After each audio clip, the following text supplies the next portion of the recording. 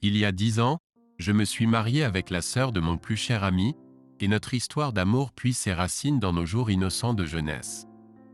Nous étions de jeunes amoureux, et nos jours de cour ont été un mélange de joie et de peine, car notre lien a presque tendu l'amitié que je chérissais avec son frère, Jacob. Elle s'appelle Catherine, et elle n'est pas seulement ma bien-aimée. Elle a été l'objet de mon affection depuis l'enfance, la seule femme sur laquelle j'ai jamais posé les yeux. Je la considérais même comme mon âme sœur, jusqu'à ce qu'elle choisisse de rompre ce contrat tacite entre nos âmes, une décision qui a brisé ma vie et a eu des répercussions pour notre fille également. Notre vie de couple a progressé sans encombre, et notre amour est resté inébranlable. Elle prenait toujours soin de moi, et je lui rendais l'appareil. Ensemble, nous avons une adorable fille de 6 ans, et Catherine est une mère exceptionnelle. Elle possède une nature gentille et empathique, ce qui rend difficile pour moi de soupçonner qu'elle ait commis un acte répréhensible. En tant qu'avocat, ma profession exige souvent de longues heures au bureau, absorbé par des dossiers. Malgré mon emploi du temps chargé, j'ai toujours cherché à être présent pour elle, chérissant chaque moment, tout comme je l'ai fait le jour où je lui ai fait ma demande il y a une décennie, et qu'elle a accepté avec enthousiasme. Catherine est employée en tant que directrice adjointe dans l'entreprise de mon frère. Elle est dévouée à son travail, mais cela ne l'a jamais empêchée d'être une épouse et une mère dévouée. Cependant, les choses ont pris un tournant lorsqu'elle a reçu une promotion en tant que directrice adjointe dans une succursale différente. Les désaccords sont devenus fréquents, et elle a commencé à rentrer à la maison plus tard que d'habitude. Au début, j'ai attribué cela à la période d'adaptation, mais mes appréhensions et mes angoisses ont grandi de jour en jour. Catherine est rentrée à la maison dans un état d'ébriété, nécessitant l'aide de son amie car elle ne pouvait pas marcher droit. Notre fille était déjà endormie, alors j'ai aidé Catherine à rejoindre notre chambre. En l'aidant à se changer, quelque chose a attiré mon attention. Plusieurs marques d'amour bien visibles dans son dos et une sur son épaule. Une vague de malaise m'a envahi, et je n'ai pas pu m'empêcher de me sentir mal à l'aise, mon esprit bouillonnant de pensées diverses. Néanmoins, j'ai cherché à garder mon calme, apaiser mes pensées tumultueuses et m'abstenir de tirer des conclusions hâtives. J'ai décidé de me retirer dans le salon et de me préparer pour l'affaire à venir, mais malgré tous mes efforts pour me concentrer, ces marques d'amour ont continué à me troubler, et je n'ai pas pu m'empêcher de me demander comment elle les avait obtenues. Après mûre réflexion, j'ai décidé d'aborder le sujet avec elle le lendemain avant son départ pour le travail. Son comportement distant et irritable me préoccupait, et la vue de ces marques sur son corps ne fit qu'approfondir mes inquiétudes. Il était décourageant de penser qu'après des années d'harmonie, notre mariage pourrait devenir amer. Le lendemain, alors que je me préparais à aborder la situation, j'ai remarqué que son téléphone sonnait de façon persistante, me poussant à me demander qui pouvait lui envoyer des messages à une heure si matinale. Pendant toutes nos années ensemble, Catherine n'avait jamais verrouillé son téléphone, mais cette fois-ci, il était solidement verrouillé, semant le doute dans mon esprit. Je me suis retrouvé à réfléchir à notre vie ensemble, à notre fille, et à tout ce que nous avions partagé. Après avoir remis le téléphone sur son bureau, je me suis préparé pour la journée à venir. Alors que j'étais dans la cuisine en train de préparer le petit déjeuner, j'ai senti une chaleureuse étreinte par derrière, pour me retourner et trouver Catherine souriante et me serrant fort. Malgré son attitude joyeuse à table, je n'arrivais pas à me débarrasser de mon malaise. J'ai demandé des explications sur son soudain bonne humeur, puis sur ses activités de la veille. Sa réponse a été immédiate et intense, entraînant un changement soudain dans son comportement. Inquiet, je me suis précipité à ses côtés alors qu'elle devenait frénétique, criant et pleurant bruyamment. Elle m'a accusé d'insensibilité et a tiré des conclusions hâtives sur les marques, prétendant qu'elles étaient des brûlures de cigarettes du club. Avant que je puisse exprimer ma compréhension, elle a expliqué que son téléphone était verrouillé en raison de fichiers liés au travail, nécessitant un mot de passe correspondant à ma date de naissance.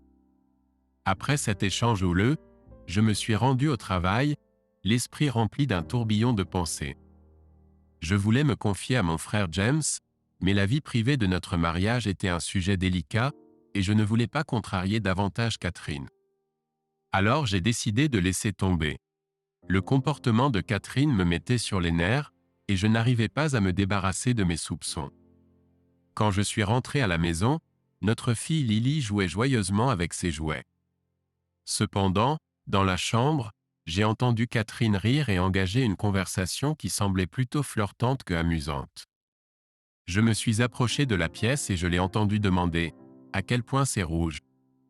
Je ne pouvais m'empêcher de me demander de quoi elle parlait. Dès que je suis entré dans la pièce, elle a brusquement mis fin à l'appel et a forcé un rire faux, clairement prise au dépourvu. J'ai demandé à qui elle parlait, en faisant semblant de chercher quelque chose. Elle a simplement balayé ça d'un geste, prétendant que c'était juste une conversation avec une amie, puis elle a quitté la pièce, me laissant avec des doutes persistants. Non, ce n'était définitivement pas juste une conversation amicale, il se passait quelque chose de louche, et elle essayait de me manipuler pour me faire croire le contraire. Ce soir-là, elle portait un haut dos nu, et son suçon était là, impossible à manquer. C'était sombre et rouge, clairement pas une brûlure. Je l'aime, mais je ne peux pas me laisser berner comme ça. Je ne peux m'empêcher de continuer à avoir des soupçons. Mise à jour, cela fait 3 semaines depuis ma dernière mise à jour, et je vais être honnête, ça a été difficile pour moi depuis que j'ai vu ces suçons. Mon intuition était bonne, et je ne faisais pas que trop réfléchir. Catherine n'a pas arrêté son comportement suspect, alors un jour, j'ai décidé de rester éveillé et de vérifier son téléphone après qu'elle soit allée dormir. Plus tard dans la soirée, j'étais dans le salon en train de travailler, et elle était collée à son téléphone pendant 2 bonnes heures, l'air anxieux en envoyant des messages à quelqu'un. Je ne me suis pas embêté à lui demander, car je savais qu'elle ne ferait que me mentir en face. Environ 1 heure plus tard, elle dormait profondément dans notre chambre. Laissez-moi souligner que nous n'avions pas été intimes depuis 1 mois entier. Même les jours où j'ai essayé d'initier quelque chose, elle prétendait être épuisée, mais je ne voulais pas en discuter. Alors que j'allais attraper son téléphone, il s'est mis à vibrer avec un numéro inconnu qui appelait. J'ai attrapé le téléphone et je l'ai emmené hors de la pièce, répondant à l'appel moi-même. Ce que j'ai entendu m'a presque rendu malade. À l'autre bout du fil, une femme criait quelque chose qui m'a profondément choqué. Elle hurlait qu'elle avait enfin trouvé le numéro de Catherine et menaçait de révéler sa liaison avec son mari du bureau.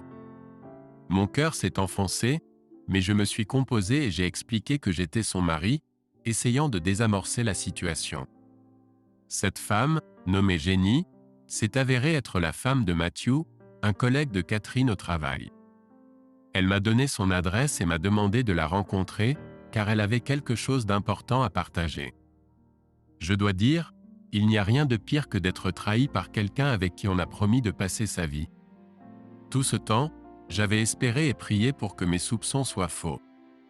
Je l'aimais, et l'idée qu'aux nuits où elle me rejetait, elle aurait pu être avec son collègue, était dévastatrice. Le lendemain, je suis allé rencontrer Jenny, et en la voyant enceinte et plus jeune que Catherine et moi, j'ai ressenti de la sympathie. Elle était enceinte de 8 mois, et ses yeux débordaient de larmes. Étrangement, je n'ai pas pu pleurer. À la place, la colère était la seule émotion que je pouvais ressentir. C'était déchirant de penser que ma femme était impliquée dans un acte aussi cruel contre une femme enceinte. Jenny m'a montré du contenu perturbant sur sa tablette, des images explicites et même une vidéo de Catherine et Matthew ayant des rapprochements. Elle les avait obtenus du téléphone de Matthew la veille au soir lorsqu'il avait eu une confrontation. Cela expliquait pourquoi Jenny avait envoyé des messages anxieux la veille au soir. Je n'ai pas pu m'empêcher de ressentir un goût amer dans ma bouche, et les larmes coulaient sur mon visage. J'ai demandé à Jenny de m'envoyer toutes les preuves et je lui ai assuré que Catherine devrait faire face aux conséquences pour avoir ruiné son mariage. Jenny a mentionné qu'elle avait l'intention de demander le divorce, mais j'ai suggéré qu'elle attende quelques jours pour savourer pleinement le chaos que Catherine avait causé. Après avoir quitté chez Jenny, je me suis rendu chez mon frère. Il a 2 enfants et a toujours été un conseiller sage dans ma vie.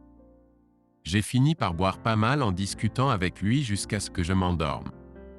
Je me suis réveillé après 2 heures avec un mal de tête lancinant, et mon frère était assis sur le canapé en me massant les pieds. Une fois que j'ai eu une tasse de café chaud, il a commencé à me poser des questions, et j'avais toujours la tête qui tournait. Je lui ai donné mon téléphone et je lui ai demandé d'ouvrir la galerie pour voir ce qu'il y avait à l'intérieur.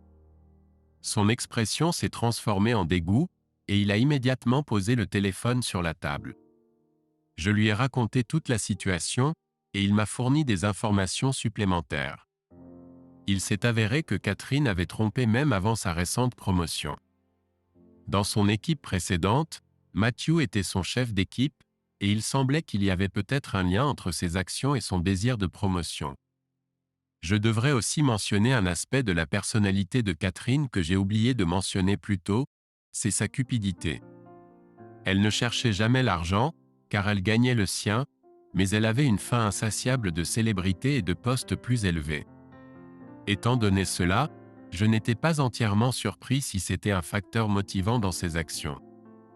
James, mon frère, possédait l'entreprise, mais il travaillait principalement à domicile car sa femme Rose était à moitié paralysée. C'est une toute autre histoire, cependant. Quoi qu'il en soit, c'est un frère et un mari fantastiques. Je lui ai demandé pourquoi il ne m'avait pas dit tout cela plus tôt. Il a expliqué qu'il avait mené sa propre enquête sur la question et ne voulait pas agir uniquement sur la base de rumeurs. Il lui manquait des preuves concrètes pour étayer son cas, alors il avait décidé de se taire. Je suis rentré chez moi, répétant comment agir normalement comme si rien ne s'était passé. Quand je suis entré, Lily a accouru vers moi et je l'ai prise dans mes bras en faisant semblant d'être tout sourire. Catherine s'est approchée, m'a embrassé sur les lèvres et a annoncé joyeusement qu'elle avait préparé ma lasagne préférée. Rien que d'y penser, j'ai eu la nausée. Dîner avec elle était un défi, et j'étais impatient de mettre fin à cette mascarade le plus rapidement possible. Pour le dire franchement, elle est mauvaise, narcissique et une experte en manipulation mentale.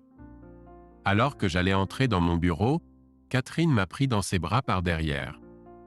Je me suis retourné pour la regarder et elle portait une robe de satin rouge. Elle était belle autrefois, mais aujourd'hui, elle me semblait répugnante, et il était difficile de la regarder. Elle m'a demandé si j'avais répondu à cet appel de la nuit dernière. J'ai immédiatement nié. Elle m'a pressé à nouveau, me assurant que je pouvais dire la vérité sans conséquence, mais je n'allais pas tomber dans ces jeux manipulateurs. J'ai à nouveau refusé et l'ai embrassée.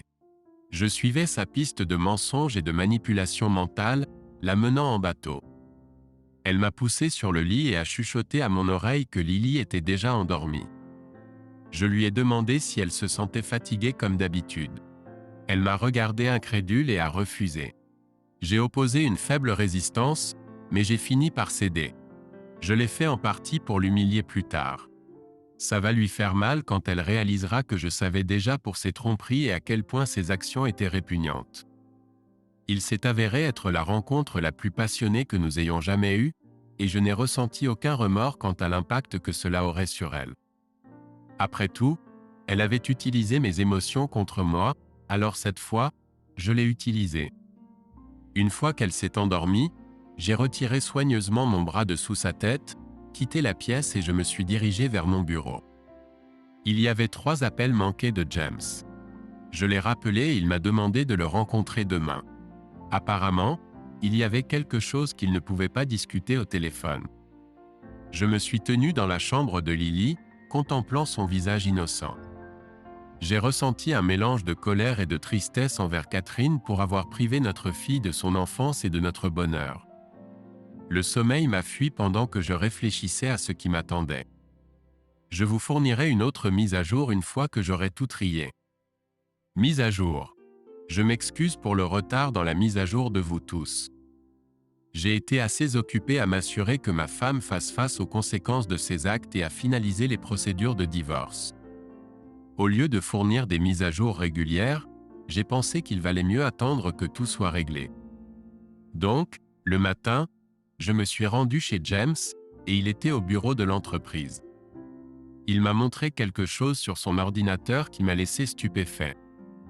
À l'écran se trouvaient des photos de Catherine avec différents hommes, dont un de notre école nommé Richard, qui se trouvait également être son chef d'équipe. Comme je l'ai mentionné précédemment, James avait mené sa propre enquête et avait découvert que Catherine n'était pas seulement impliquée avec Matthew, mais avec plusieurs autres également. Des employés avaient même avoué à James que Catherine était plutôt promiscuité, allant souvent dans des clubs avec eux. Catherine avait couché avec Richard parce qu'il lui avait promis de la promouvoir au poste de responsable adjoint, ce qu'il avait fait. Elle avait également eu un comportement similaire avec Matthew. James avait enregistré ces conversations comme preuve pour l'enquête interne de l'entreprise. Vous voyez, l'entreprise avait des politiques strictes contre les relations amoureuses, et cette révélation allait entraîner le licenciement de nombreux employés, y compris Catherine. Catherine avait toujours eu un attrait séduisant et savait comment l'utiliser à son avantage.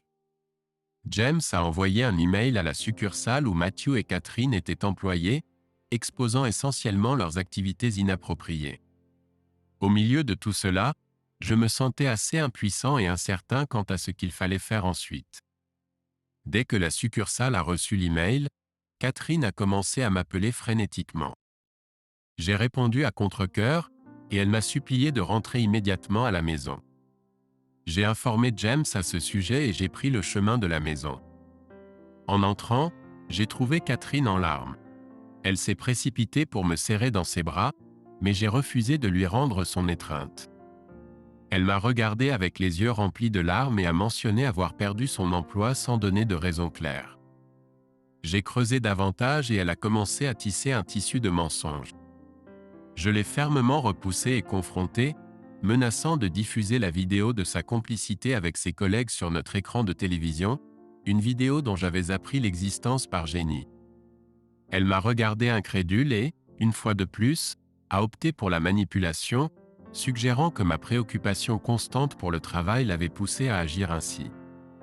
Juste au moment où Lily est entrée dans la pièce, Catherine a tenté de l'atteindre, mais j'ai mis fin à sa mascarade de fausses préoccupations pour notre fille. Je lui ai dit que j'avais déjà entamé la procédure de divorce et que son licenciement était une conséquence directe. J'ai affirmé mon intention d'obtenir la garde de notre fille et de veiller à son bien-être. En tant qu'avocat, j'étais confiant dans ma capacité à naviguer efficacement dans ce processus légal. Les émotions de Catherine ont débordé alors qu'elle a commencé à sangloter, pleurer et à me supplier, me demandant s'il y avait quelque chose qu'elle pouvait faire pour arranger les choses. La colère m'a envahi et j'ai demandé comment elle pouvait même envisager de réparer quoi que ce soit alors qu'elle ne montrait aucun remords pour ses actions. J'ai contacté James, lui demandant de prendre Lily chez lui pour qu'elle n'ait pas à assister à cette épreuve douloureuse. Je ne pouvais m'empêcher de ressentir de la compassion pour ma petite fille.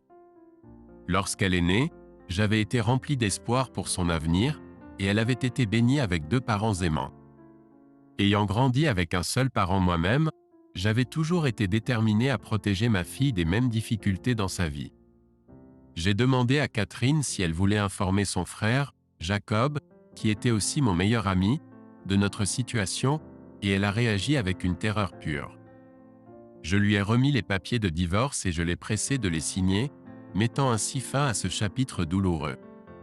Juste au moment où elle s'apprêtait à signer, un événement surprenant s'est produit.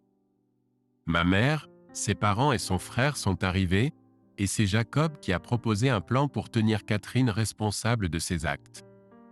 La maison avait été nommée d'après ma fille, donc Catherine n'avait aucun droit dessus, à l'exception de ses finances personnelles et de ses économies. Ses parents, qui m'avaient autrefois témoigné de l'affection, la regardaient maintenant avec déception et dégoût. Jacob a partagé que son opposition initiale à notre mariage avait été alimentée par sa prémonition que Catherine pourrait potentiellement causer la ruine de notre famille, une prédiction qui s'est malheureusement réalisée. Au milieu de tout cela, le frère de Catherine, qui la connaissait trop bien, et ma mère, qui l'avait traitée comme sa propre fille, ont essayé de la consoler et ont essuyé ses larmes. En examinant les papiers de divorce, j'ai assuré à Catherine qu'elle pourrait rendre visite et même séjourner avec Lily dans notre maison, et je n'avais aucune intention d'éloigner notre fille d'elle. Avant cela, j'avais déjà montré des photos à Jacob, bien que pas les plus explicites, et pour être honnête, j'avais perdu tout respect que j'avais autrefois pour Catherine. Bien que j'aurais pu lui pardonner si ses actions avaient été une erreur ponctuelle, son comportement orgueilleux et continu avait finalement conduit à la chute de notre relation. Il y a eu des moments où j'étais préoccupé et avais échoué à l'emmener dehors ou à passer du temps de qualité avec elle, mais j'avais fait de mon mieux et appris de mes erreurs. Malheureusement, il semblait que mes efforts étaient arrivés trop tard.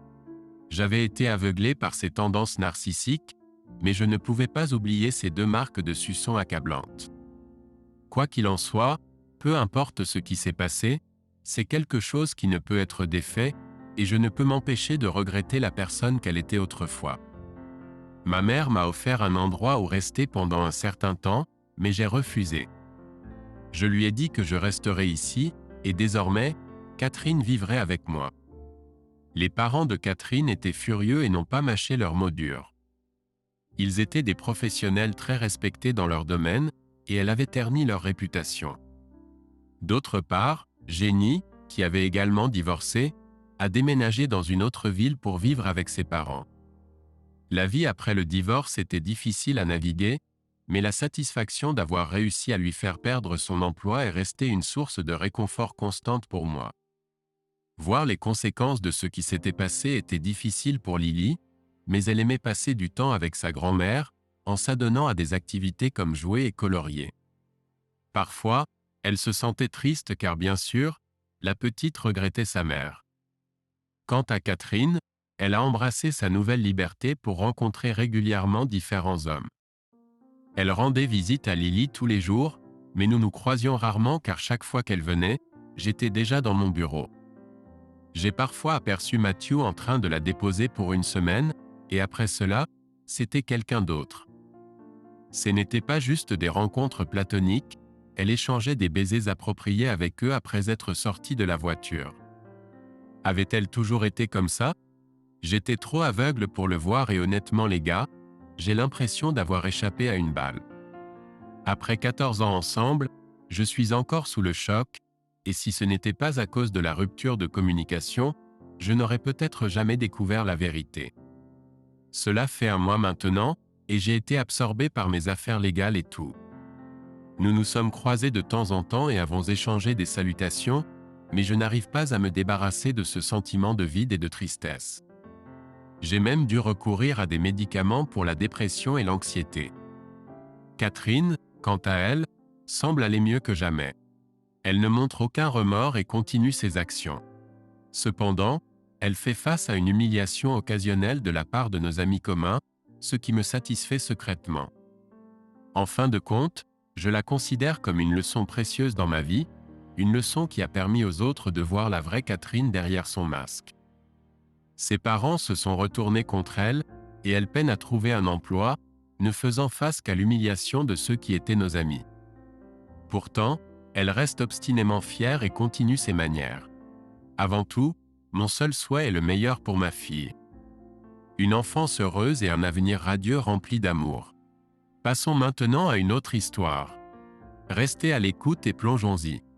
Ma femme et moi, tous les deux dans la trentaine, nous nous sommes rencontrés pendant nos années universitaires, expérimentant le coup de foudre.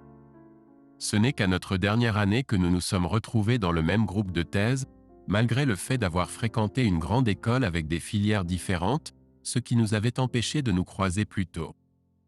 Bien que nous venions de différents États, nous partagions un profond attachement pour la ville où se trouvait notre école, alors nous avons décidé d'y rester après l'obtention de notre diplôme. Cependant, nous avons décidé de ne pas vivre ensemble juste après l'université car nous avions peur que cela puisse mettre notre relation à rude épreuve. Nous avons continué à sortir ensemble comme d'habitude pendant 1 an après l'obtention de notre diplôme avant de décider de vivre ensemble. Je n'ai jamais douté de notre relation et je savais qu'elle était celle que je voulais épouser.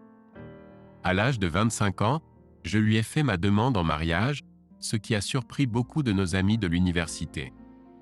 Certains doutaient de notre compatibilité à long terme, peut-être en raison des différences marquées entre nous. J'étais introverti et calme, tandis qu'elle était extravertie et parfois bruyante. Sa capacité à attirer les gens sans effort était l'une des choses que je chérissais le plus chez elle, et je n'ai jamais considéré cela comme un problème. Après notre mariage, nous avons passé 12 ans ensemble, élevant 3 enfants, possédant une maison et faisant des projets pour la retraite dans une petite ville du Vermont dans une décennie. Malheureusement, ma femme a pris une décision qui a brisé ses plans. Ma femme travaillait en tant que cadre marketing, occupant un poste prestigieux impliquant de nombreux voyages et la gestion de clients à l'étranger pour son entreprise. J'ai toujours cru que notre mariage reposait sur des bases solides, donc ces voyages d'affaires à l'étranger ne m'ont jamais inquiété. Je savais qu'elle aimait faire du tourisme et avait des amis dans différents pays, mais je n'ai jamais soupçonné d'infidélité pendant ces voyages. Mes soupçons n'ont surgi que lorsque j'ai découvert un test de grossesse dans notre salle de bain alors qu'elle était absente. Après notre 3e enfant, nous avions convenu de ne pas en avoir d'autres. Nous avions exploré nos options et décidé que la méthode la plus rentable et la moins invasive pour éviter une grossesse était que je subisse une vasectomie, alors je l'ai fait. Après la vasectomie, ma femme a arrêté de prendre la pilule et tout semblait bien se passer. Cependant, lorsque j'ai découvert un test de grossesse dans la poubelle en nettoyant ma salle de bain, cela a soulevé des inquiétudes. En y repensant, elle présentait des signes de nausée matinale. Mais le fait qu'elle ait dû faire ce test impliquait qu'elle était susceptible de tomber enceinte, et je savais que ce ne pouvait pas être de moi. Au moment où j'ai trouvé le test, ma femme était à l'étranger et il y avait 6 heures de décalage horaire entre nous. Elle avait mentionné qu'elle était probablement endormie lorsque nous avions parlé pour la dernière fois vers 16 heures chez moi. Par curiosité, j'ai vérifié sa localisation sur mon téléphone et j'ai remarqué qu'elle n'était pas à son hôtel. Au lieu de cela, il semblait qu'elle était dans un restaurant au cœur de Stockholm. Si elle avait voulu dîner avec une amie, elle aurait simplement pu m'en informer, mais au lieu de cela, elle a menti en disant qu'elle allait se coucher. J'avais le pressentiment que si elle me trompait, elle devait avoir quelque chose à cacher. Je suis entré dans son bureau et j'ai accédé à son ordinateur pour vérifier ses emails. Heureusement, elle avait ses identifiants de connexion dans son carnet. J'ai cherché méticuleusement des signes d'une liaison et j'ai trouvé des preuves indéniables. Il semblait qu'elle entretenait une relation amoureuse avec un client qu'elle avait rencontré lors d'un voyage d'affaires. En parcourant les emails, j'ai découvert des échanges de photos et des mises à jour sur leur vie personnelle. La conversation que j'ai découverte remontait à 3 ans, mais il semblait qu'il y en avait eu encore plus avant cela. Ils partageaient des informations sur leur famille et leurs projets futurs. Certains messages semblaient très amicaux, tandis que d'autres étaient extrêmement explicites. J'ai mené une enquête et j'ai réussi à identifier le gars. Je savais déjà qu'il était un client, mais ce que j'ignorais, c'est que ma femme l'avait rencontré pendant ses études à l'étranger à l'université et qu'ils étaient restés en contact depuis. Elle le connaissait même avant de me rencontrer.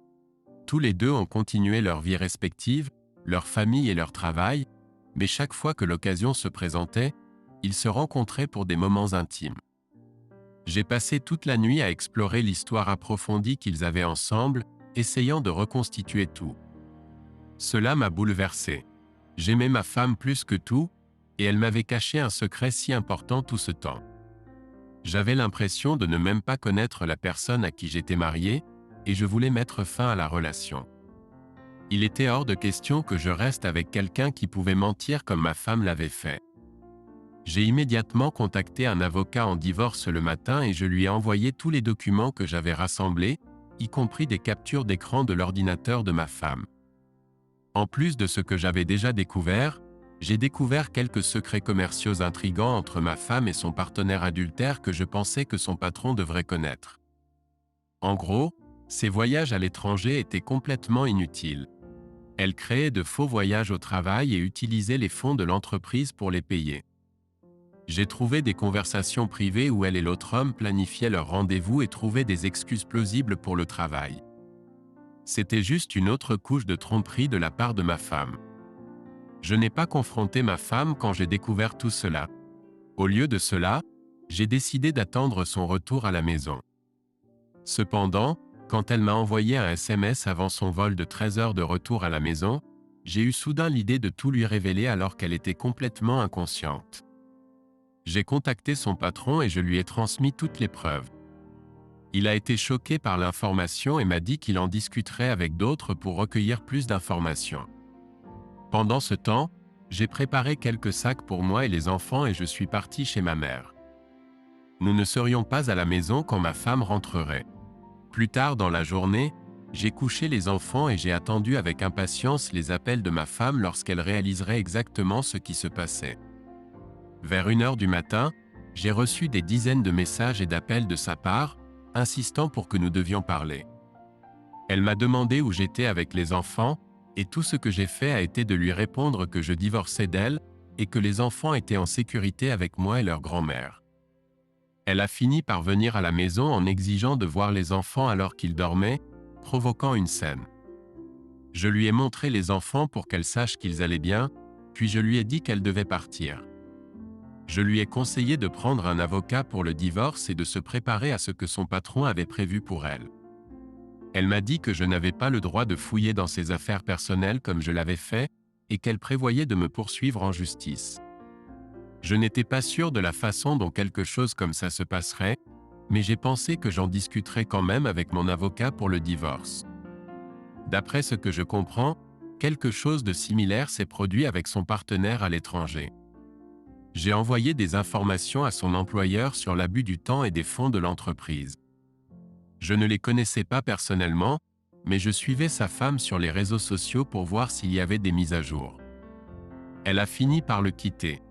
J'ai poursuivi le divorce et ma femme s'est battue bec et ongles au tribunal. Il n'y avait aucune raison pour qu'elle me poursuive de quelque manière que ce soit.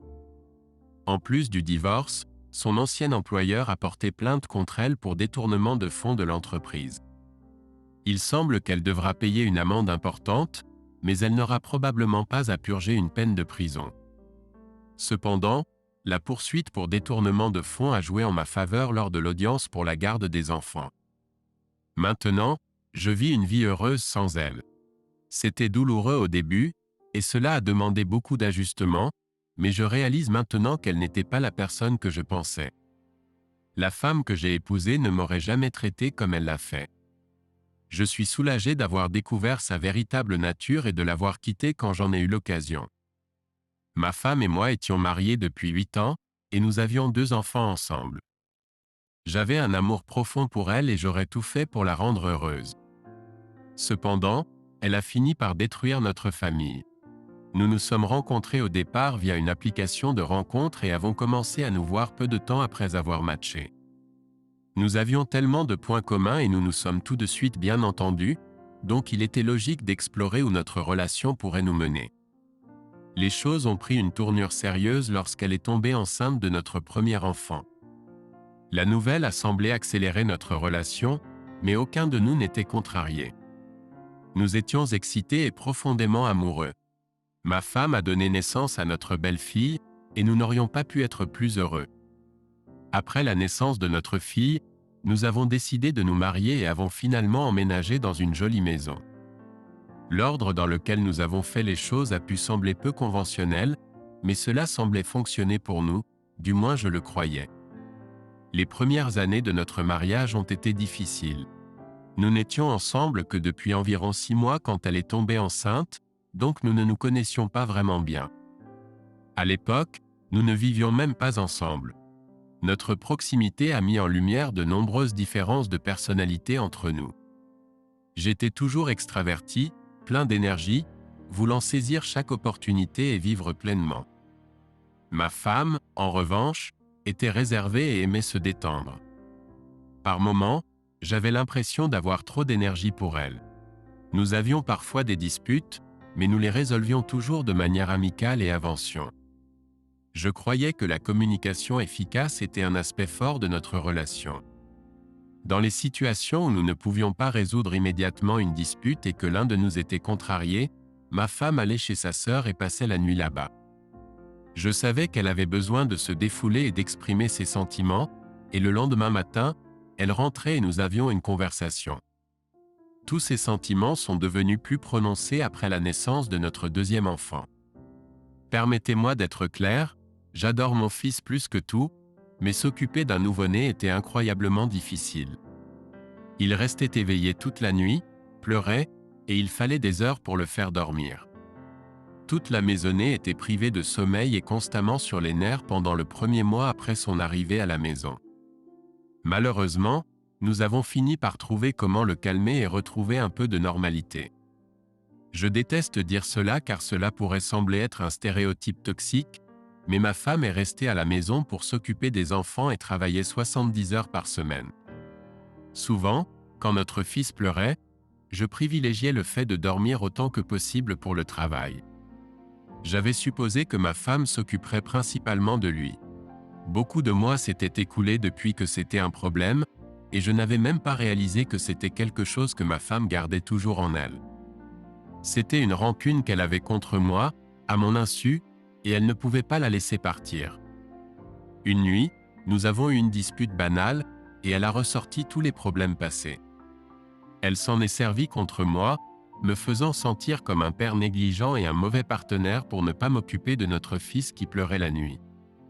Je me suis défendu, expliquant que je devais travailler et que l'épuisement affectait mes performances. J'ai également souligné que j'aidais fréquemment avec notre fille, donc je ne comprenais pas pourquoi elle ne pouvait pas voir les choses de mon point de vue. Elle était très contrariée et a fini par sortir en trombe, me laissant m'occuper des 2 enfants pour la nuit. J'ai rempli mes responsabilités et attendu son retour le matin, pensant que nous en discuterions comme nous le faisions toujours. Le lendemain, elle est rentrée beaucoup plus tard que d'habitude, ce qui m'a fait manquer le travail à cause de ses actions. On aurait dit qu'elle se fichait vraiment de mon temps ou de l'impact de ses actions sur moi. Nous avons discuté vers midi et elle s'est montrée excessivement désolée, comme si elle voulait éviter toute discussion supplémentaire et clore le sujet. Après notre conversation, elle est allée voir les enfants et nous n'avons pas abordé le problème à nouveau. Au cours des mois suivants, son comportement a changé de manière significative. Elle semblait plus heureuse et plus énergique, et je ne pouvais pas comprendre la raison de cet enthousiasme soudain. Alors qu'elle rendait visite à sa sœur 1 ou 2 fois par semaine à cette époque, on aurait dit qu'elle y allait un jour sur 2. Je n'y ai pas beaucoup pensé à l'époque, mais avec le recul, je comprends pourquoi elle y allait. Parfois, elle emmenait les enfants avec elle, et d'autres fois, elle me demandait de les garder pendant qu'elle partait seule. J'ai découvert la vérité quand je l'ai surprise en train de sortir du lit un soir pour répondre à un appel. Il semblait qu'elle avait oublié de mettre son téléphone en mode silencieux avant d'aller se coucher car sa sonnerie m'a réveillé. Elle a répondu à l'appel avant que je puisse lui demander ce qui se passait, et elle a chuchoté à la personne à l'autre bout de tenir bonne avant de s'éloigner de moi. Immédiatement, j'ai trouvé cette situation étrange. C'était inhabituel pour elle de recevoir un appel au milieu de la nuit, et encore plus de répondre et de se faufiler. Je suis resté immobile, faisant semblant de ne pas remarquer, et j'ai attendu qu'elle parte. Après 1 minute, je suis discrètement sorti de la pièce pour enquêter. J'ai entendu des bruits venant de la buanderie, alors j'ai collé mon oreille à la porte pour essayer d'écouter. J'ai pu entendre quelqu'un au haut-parleur demander à ma femme de s'engager dans des activités intimes, et ma femme semblait les apprécier. Elle était secrètement partie pour avoir une intimité téléphonique avec quelqu'un d'autre. J'ai écouté pendant quelques minutes pendant que cela continuait. Les 2 participants chuchotaient et essayaient d'être discrets, indiquant qu'ils s'adonnaient à quelque chose qu'ils n'auraient pas dû faire. J'ai envisagé de faire irruption dans la pièce pour les confronter, mais j'ai décidé de gérer la situation différemment. Je suis retourné dans la chambre et j'ai fait semblant de me rendormir. Elle n'est pas revenue pendant environ 1 demi-heure. Je suis resté éveillé, attendant jusqu'à ce que je puisse l'entendre ronfler à côté de moi. Ensuite, je me suis levé et j'ai pris son téléphone avec moi dans la cuisine. J'ai vérifié son dernier appel et j'ai découvert qu'il provenait d'un nom familier, le petit ami de sa sœur. Sa sœur, sa plus proche amie au monde, était en couple depuis 5 ans avec son petit ami, et elle était follement amoureuse de lui. Sa sœur croyait que c'était l'homme de sa vie, quelqu'un avec qui elle voulait se marier et fonder une famille. Aussi choqué que j'étais par l'infidélité de ma femme, le fait qu'elle me trompait avec le petit ami de sa sœur rendait la situation encore plus dévastatrice. Je n'arrivais pas à y croire. J'ai parcouru leurs messages et les ai vus planifier des rencontres lorsque sa sœur ne serait pas à la maison, échanger des photos et des vidéos. J'étais déjà extrêmement bouleversé par l'infidélité et la tromperie. Mais ensuite, j'ai découvert des cas où ma femme mentionnait emmener nos enfants avec elle. J'étais furieux et je voulais la démasquer. J'ai pris de nombreuses captures d'écran et enregistré des vidéos, en les envoyant tous à moi-même. Ensuite, j'ai rendu son téléphone dans la chambre et je suis allé dormir dans le salon. Je ne supportais pas sa présence. Le lendemain, j'ai appelé pour dire que j'étais malade et je suis allé dans un café où j'ai cherché en ligne un avocat spécialisé en divorce. J'en ai trouvé un et j'ai pris rendez-vous avec lui dès que possible pour mettre fin à mon mariage. De plus, je voulais informer sa sœur de tout avant que ma femme ait l'occasion de manipuler la situation et de faire croire que je mentais. Je me suis rendu au restaurant où travaillait sa sœur et j'ai attendu la fin de son service. Quand je l'ai vue sur le parking, je l'ai interpellée et lui ai demandé si nous pouvions parler. Elle semblait confuse et un peu nerveuse, mais elle est montée dans ma voiture. Je lui ai révélé tout ce que je savais. Je lui ai montré les vidéos et les captures d'écran que je pensais qu'elle pourrait supporter. Elle a été bouleversée par tout cela. Sa sœur était censée être la personne en qui elle avait le plus confiance au monde, mais au lieu de cela, elle avait trahi cette confiance. Elle était extrêmement bouleversée.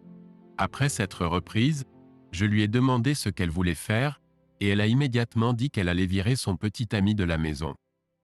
Elle était en colère en parlant. Je n'avais pas réalisé qu'il n'avait pas de travail et ne contribuait pas au loyer. Il était essentiellement un chanteur en difficulté financière. Je me suis retrouvé à la conduire chez elle et je suis resté avec elle pendant qu'elle rompait avec son copain, en le mettant à la porte et en jetant ses affaires par la fenêtre. Son copain semblait vouloir me confronter physiquement, mais il n'a pas bougé. S'il l'avait fait, je l'aurais probablement envoyé à l'hôpital. Après que tout cela a été réglé, elle et moi sommes retournés chez moi, où nous avons tous deux confronté ma femme. Ma femme a tenté de se défendre en prétendant que les vidéos que j'avais été manipulées et que j'essayais de la saboter, bien que je ne puisse pas comprendre pourquoi je voudrais faire ça. Ces arguments n'avaient aucune valeur. Je lui ai dit que je voulais qu'elle quitte la maison et que j'allais entamer une procédure de divorce. Elle s'est mise à pleurer, à demander pardon, et a affirmé que cela s'était produit un jour où elle était contrariée contre moi. Elle a essayé de rejeter la faute sur son copain, suggérant qu'il avait profité de sa vulnérabilité et avait essayé de la séduire. Même s'il était assez malhonnête pour tenter une telle chose, cela n'absolvait pas ma femme de ses propres actions. Si jamais il avait fait des avances, elle aurait pu le repousser et ensuite m'en informer ainsi que sa sœur. Au lieu de cela, elle a eu une liaison qui a duré plusieurs mois. Maintenant, j'ai divorcé de ma femme et j'ai la garde exclusive des enfants. Le facteur décisif dans cette décision a été le fait qu'elle a emmené les enfants avec elle pendant sa liaison, ce qui n'a pas plu au juge. Sa sœur a complètement rompu les liens avec elle, et d'après ce que sa sœur a partagé, une grande partie de leur famille a également coupé les ponts avec ma femme. Je maintiens toujours une relation avec sa sœur car c'est la tante de mes enfants, et elle les aime. Il ne serait pas juste de l'exclure de leur vie. Finalement, je suis soulagé d'avoir découvert la vraie nature de ma femme. Avec du recul, notre relation ne semblait pas convenir, et maintenant nous sommes tous les deux libres de cette relation. J'aurais aimé que cela se termine différemment, mais je crois que tout arrive pour une raison, même si le chemin a été plus difficile que je l'aurais souhaité.